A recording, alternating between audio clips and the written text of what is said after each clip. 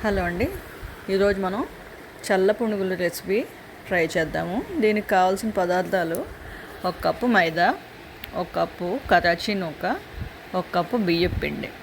ఈ మూడు ఒక బౌల్లో తీసుకుని దానికి పుల్లటి మజ్జిగ కలుపుకొని 2-3 గంటలు నానబెట్టుకోవాలి.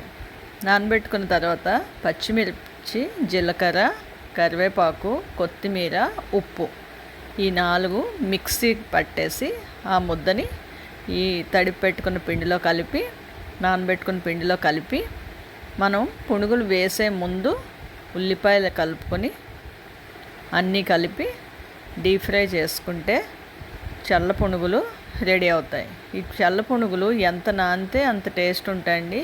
పుల్లటి మజ్జిగతో నానబెడితే కనుక 2-3 గంటలు చాలు.